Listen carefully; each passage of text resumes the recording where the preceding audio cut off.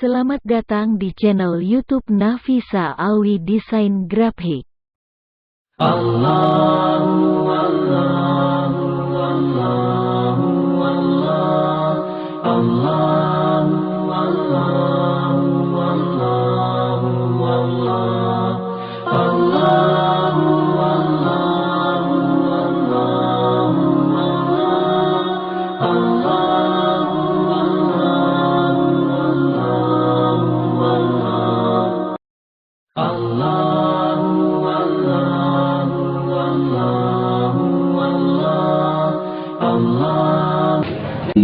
ويسر لي أمري واحلل عقدة من لساني يفقه قولي واهد قلبي وسدد لساني بحق سيدنا محمد صلى الله عليه وسلم.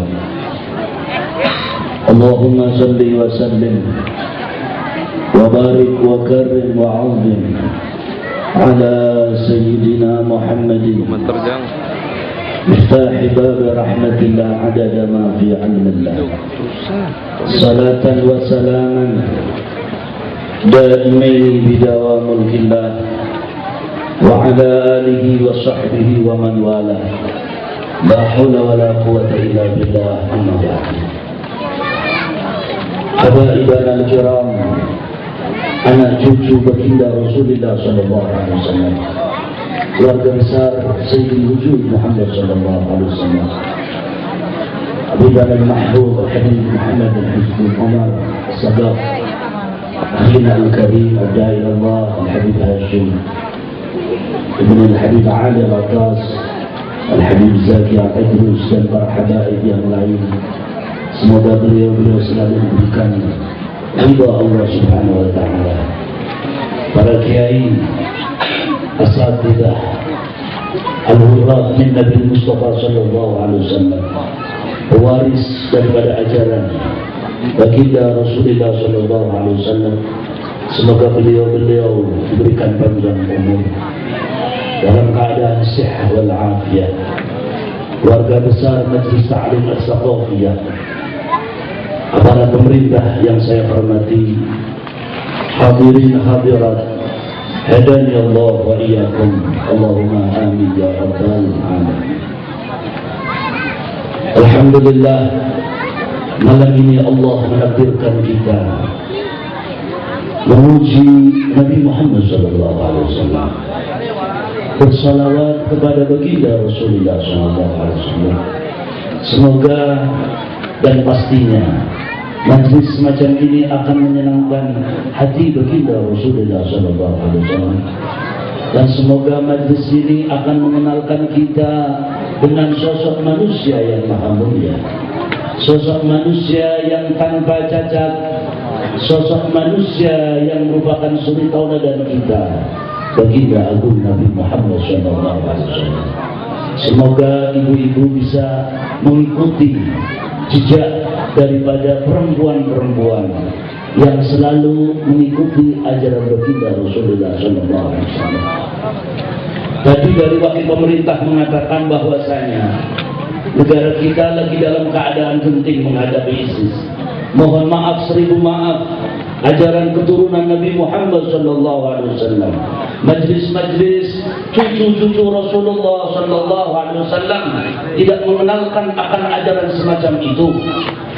Negara Indonesia yang notabene adalah dibawa oleh Auladul Tis'ah, akan saya luruskan bahwasanya tatkala kita kecil, tatkala kita masih sekolah dasar, tatkala kita sekolah SMP, SMA, mulai dari awal kita sekolah sudah dicekoki dengan ajaran yang disalahgunakan dan disimpangkan dari sejarah yang ada. Kita mengenal yang namanya para wali songo, penyebar agama Islam. Hampir seluruh di Nusantara mengatakan penyebar agama Islam adalah pedagang Gujarat India. Ini salah.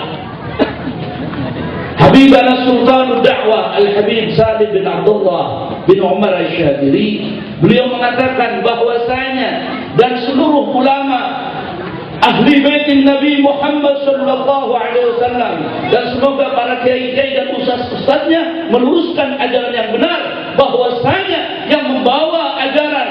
ke tanah Jawa, ke Indonesia adalah anak cucu Rasulullah SAW.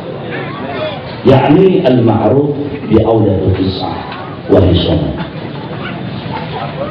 Kalau kita ziarah Wali Songo, mohon maaf, jangan cuma ziarah ke makbarahnya, akan tetapi kita lihat silsilah nasab beliau dari mana. Mohon maaf, beliau bukan dari India, akan tetapi datuk beliau Ammul Faqih dari negara Hadramut. Sampai-sampai guru mulia saya, Sayyidul Habib Umar bin Muhammad bin Salim bin Abi, beliau mengatakan, tatkala ditanya dalam wawancara televisi Al Jazeera, kalau tidak salah, beliau ditanya bahwasanya madrasah Hadramiyah sudah nyampe ke tanah Jawa, yakni tanah Indonesia. Kemudian guru mulia menerangkan, mereka menamakan bahwa Auliatul Qis'ah yang dijuluki sebagai Wali Songo. Maka apabila kita mengenal ajaran-ajaran yang sekarang baru-baru saja muncul, naudzubillah min dzalik, para Wali Songo datang ke tanah Jawa, mereka membebaskan orang dari kemusyrikan menjadi muslim. Akan tetapi ustaz-ustaz yang baru sekarang mengatakan yang muslim jadikan musyrik. Naudzubillah min dzalik. Maulud musyrik, tahlilan kafir, ziarah kubur bid'ah, kafir, musyrik. Yang musyrik dimuslimkan dulu, zaman dulu para Wali Songo. Akan tetapi yang sekarang orang sudah muslim dimusyrikkan. Ini kan salah kaprah. Naudzubillah min dzalik. Insyaallah Habibana Muhammad dalam majlis taklim beliau dan para ulama-ulama di kampung ini, para kiai-kiai di kampung ini, para ustaz-ustaz di kampung ini selalu diberikan kesabaran oleh Allah. Allahumma diangkat derajatnya oleh Allah. Allahumma amin ya rabbal amin. Bukan kita terlambat, akan tetapi ada para umat Nabi Sallallahu Alaihi Wasallam yang beliau mendahului cinta dengan baginda Nabi. Kita mengenal sosok Sayyidina Abu Bakar As-Siddiq radhiyallahu anhu. Saat baginda Rasulullah Sallallahu Alaihi Wasallam dipukuli, dilempari, mau dibunuh, dengan melepas baju beliau, kain beliau untuk menutupi baginda Nabi, dan dia menghujat orang kafir bahwa kamu terlalu tercela sekali sampai menyakiti Nabi Muhammad SAW. Orang kafir tadi ketika melihat ada orang yang membela baginda Nabi, dia berubah. Jika ini Sayyidina Abu Bakar diinjak-injak silakan. Antara saking beratnya pukulan yang diterima oleh Sayyidina Abu Bakar, tidak bisa dibedakan mana hidup, mana mulut. Hancur itu mereka. Keluarga Sayyidina Abu Bakar As-Siddiq, beliau pun tidak terima dengan keadaan semacam itu. Akan tetapi waktu itu sebagian keluarga Sayyidina Abu Bakar As-Siddiq belum masuk Islam. Dibawa Sayyidina Abu Bakar As-Siddiq, ditaruh di dalam satu tempat, ada dalam keadaan pingsan. Subhanallah, tatkala beliau siuman, yang ditanyakan tidak siapa-siapa, gimana keadaan Nabi Muhammad, gimana keadaan Rasulullah Sallallahu Alaihi Wasallam. Sampai saudara-saudara mereka mengatakan, ya Abu Bakar, kenapa engkau pikirkan Muhammad sedangkan kamu sekarang dalam keadaan hampir meninggal? Antara mulut, hidung sudah tidak bisa dibedakan, saking begitu kejamnya orang kafir. Dia datangi Rasulullah Sallallahu Alaihi Wasallam dengan badan berlumuran darah, dengan badan yang sudah muka sudah tidak kelihatan bentuknya. Di dekatnya baginda Nabi Muhammad, diciumnya baginda Nabi Muhammad, dipeluknya baginda Nabi Muhammad Sallallahu Alaihi Wasallam. Kita mengenal putri Nabi Muhammad Sallallahu Alaihi Wasallam. Silahkan Kak. Mohon maaf ibu-ibu, semoga ibu-ibu bisa mengikuti jejak saya Fatimah. Allahumma amin ya rabbal alamin. Perempuan yang dipilih oleh Allah, wanita yang dipilih oleh Allah menjadi menjadi putri Nabi Muhammad sallallahu alaihi wasallam. Kalau kita divonis mati, kita pasti susah. Kalau dokter bilang bahwa umurnya tinggal 3 hari, kita bakal mungkin pingsan. Waktu baginda Rasulullah SAW dalam keadaan mendekati sakaratul maut, detik-detik menjelang kewafatan baginda Rasulullah, beliau waktu sholat subuh, udah hampir 10 hari beliau terlentang gak bisa bergerak. Waktu sholat subuh tanggal 12 Rabiul Awal hari Senin, beliau terlihat berdiri membuka tirai karena rumahnya Rasulullah persis di pinggir Masjid Nabawi. Dibuka itu tertirai, dilihatnya sahabat-sahabat beliau menyuruh Sayyidina Abu Bakar As-Siddiq untuk menjadi imam. Sahabat semuanya langsung gembira, sahabat semuanya langsung senang. Karena apa? Sudah 10 hari Rasulullah tidak bisa bergerak, akan tetapi waktu sholat subuh beliau sudah berdiri. Mereka menganggap bahwa Rasulullah sallallahu alaihi wasallam akan menjadikan imam waktu itu. Akan tetapi berbeda, Rasulullah tetap menurut Abu Bakar Siddiq. Kemudian beliau pun melihat keadaan umatnya. Di pangkuan istri tercinta Sayyidatina Aisyah radhiyallahu anha, beliau tertidur. Malaikat Israel pun datang untuk mencabut nyawa Rasulullah. Malaikat Israel mengucapkan salam, Assalamualaikum ya Rasulullah. Waalaikumsalam. Ada apa malaikat? Ya Rasulullah, saya diutus oleh Allah Subhanahu wa Ta'ala untuk mencabut nyawa Anda. Tapi itu kalau Anda mau. Kalau saya diizinkan akan saya cabut. Kalau tidak diizinkan saya akan kembali menghadap Allah Subhanahu wa Ta'ala. Sallu ala Nabi Muhammad. Sallu ala Nabi Muhammad. Udhkuru sallu ala Nabi. Rasulullah pun ya sudah cabut nyawa saya, tapi pelan-pelan. Mulai roh akan dicabut, Rasulullah menahan sakit dan berusaha sampai beliau mengeluarkan bahasa. Beliau mengatakan pelan-pelan mereka. Saya sudah bilang pelan-pelan. Mereka disuruh mengatakan, ya Rasulullah, ini cara yang paling rendah, ini cara yang paling mudah, dan ini cara yang paling halus saya mencabut nyawa. Yang dipikirkan bukan baginda Nabi, baginda Nabi memikirkan kita. Kalau begini sakitnya saya, bagaimana umatku kelak tatkala nyawa akan jatuh. Sampai Rasulullah meminta, sakit seluruh umatku tatkala akan dicabut nyawanya, tumpahkan semua kepada saya, biar saya yang menahan semua sakitnya demi umat Nabi Muhammad SAW. Putri beliau datang, Sayyidah Fatimah.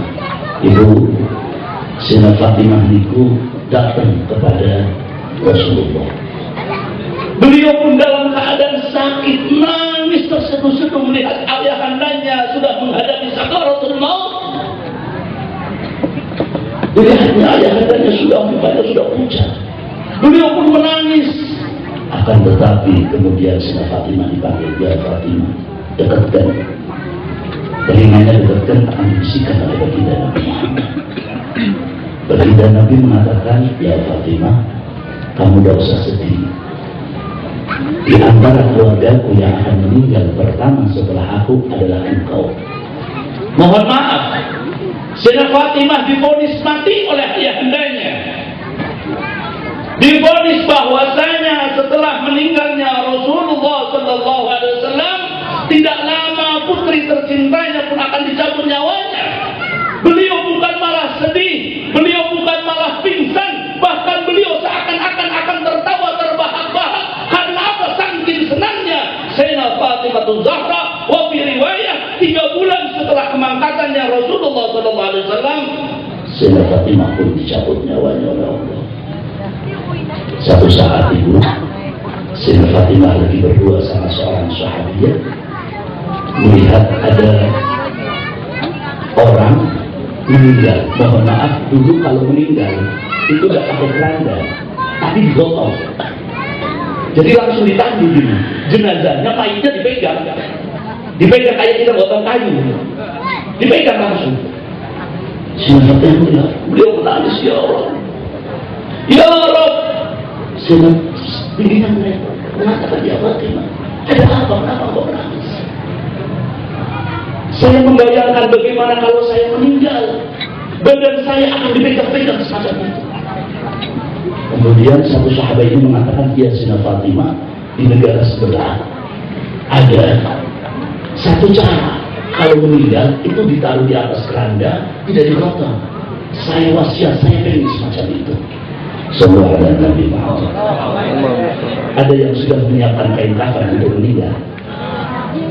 Coba yang sudah menyiapkan siapa? Alhamdulillah saya sudah punya. Saya sudah menyiapkan kain ikhram saya untuk nanti kelak bertemu dengan Allah Subhanahu wa taala. Allahumma. Sayyidah Fatimah menangis. Sampai-sampai sahabiah tadi tanya, kenapa engkau menangis? Ya Sayyidah Fatimah, gimana saya tidak menangis kalau saya meninggal?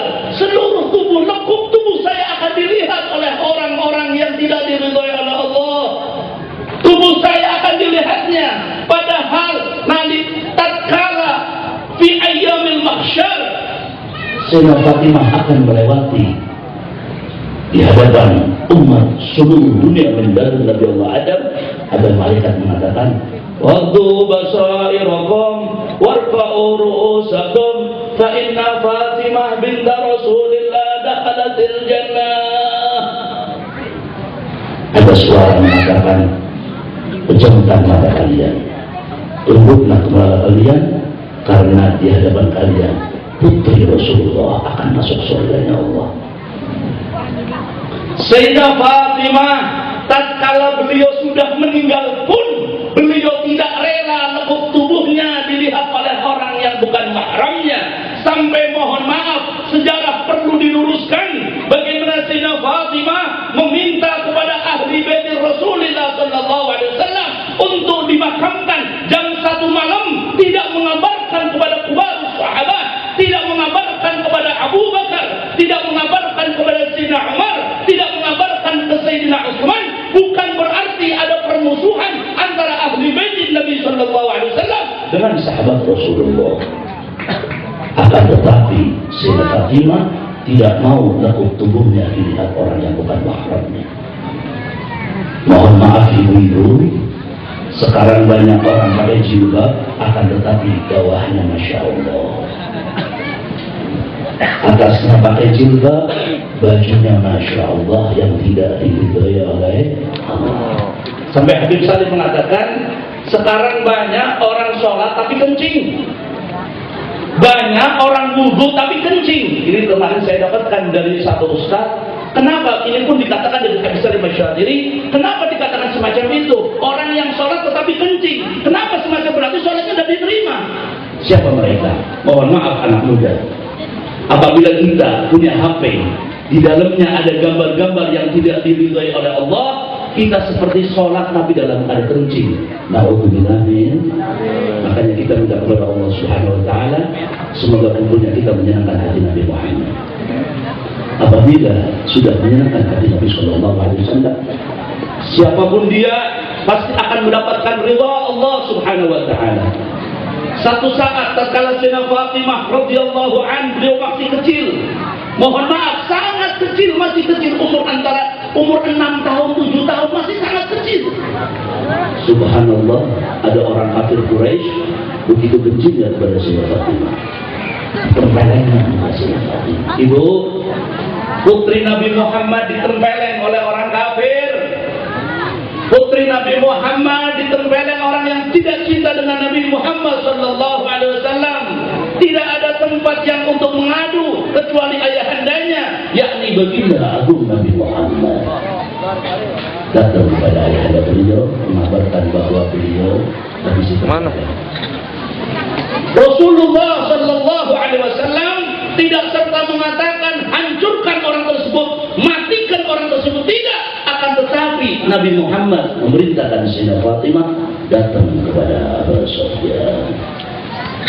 Abu Sufyan waktu itu belum masuk Islam, orang yang termasuk mengusir baginda Nabi Muhammad dari kota Mekah.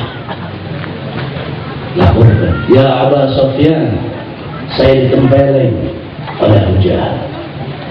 Abu Sufyan dengan sifat Arabiahnya, Hashimiyahnya, melihat anak perempuan yang masih kecil, walaupun dia adalah putri Nabi Shallallahu Alaihi Wasallam dan dia pun tidak cinta dengan Nabi Muhammad, akan tetapi jiwa Arabiahnya tidak sanggup, tidak tega. Tidak ada seperti itu. Tidak tahu kepada Abu Jahal, siapa yang membunuh kamu? Itu Abu Sufyan, ditunjuk. Ketika itu Abu Sufyan memukul Abu Jahal di hadapan putri Fatimah. Begitu senangnya Sayyidah Fatimah radhiyallahu anha mengadu kepada ayahandanya, ya Rasulullah, Abu Jahal sudah ditempeleng. Begitu senangnya baginda Nabi Muhammad Sallallahu Alaihi Wasallam tatkala putrinya sudah disenangkan oleh Abu Sufyan, yang mohon maaf waktu itu Abu Sufyan belum masuk Islam. Nabi mengatakan, Allahumma la tansani bi Abi Sufyan. Ya Allah, jangan lupakan Abu Sufyan. Artinya Abu Sufyan tidak akan pernah lepas daripada rahmatnya Allah Subhanahu wa taala, sampai tatkala Rasul masuk kota Mekah untuk membuka kota Mekah, yang diucapkan oleh baginda Rasulullah sallallahu alaihi wasallam, man dakhala baita Abu Sufyan fahuwa amin. Siapa yang masuk ke rumahnya Abu Sufyan akan selamat. Padahal Abu Sufyan bukan orang Muslim, tetapi Abu Sufyan sudah menyenangkan hati baginda Nabi Muhammad. Kita yang hadir di sini semoga bisa mengikuti akhlak Nabi Muhammad Allahumma. Yang paling akhir saya berpesan kepada anak-anak muda, mohon maaf, terkadang kita saking cintanya kepada Habib, kita saking cintanya kepada Kiai, kita cintanya kepada guru kita, salamannya Masya Allah, dicium itu berat. Tidak ada masalah. Sebab ada, saya mendapatkan musalsal bil musafahah, satu salaman yang menyambung dengan Nabi Muhammad SAW. Man safahani wa man safahani dakhalal jannah, kata baginda Nabi. Siapa orang yang pernah bersalaman denganku dan bersalaman dengan orang yang pernah bersalaman denganku akan masuk surganya Allah SWT. Akan tetapi ada tangan-tangan yang mulia, orang tua kita di rumah, bapak ibu kita di rumah. Jangan sampai semangat sholawatan, Masya Allah, mudah dimanapun hadir, pengajian dimanapun hadir, peci putih, peci hitam tidak pernah lepas, koko tidak pernah lepas. Akan tetapi tatkala pulang kita tidak pernah mencium tangan kedua orang tua, tidak akan pernah menyangka hati Nabi Muhammad. Jangan mengharapkan syafaat Nabi Muhammad Sallallahu Alaihi Wasallam. 1000 tangan habaib sekalipun, 1000 tangan kiai sekalipun tidak akan pernah mendapatkan syafaat Nabi Muhammad apabila kita tidak cium tangan kedua orang tua kita. Sallallahu alaihi Nabi Muhammad. Masya Allah, pulang mencium tangan orang tua. Allahumma amin ya rabbal alamin. Saya minta maaf, saya harus juga meninggalkan majlis ini karena saya baru berangkat dari pagi dari Tegal.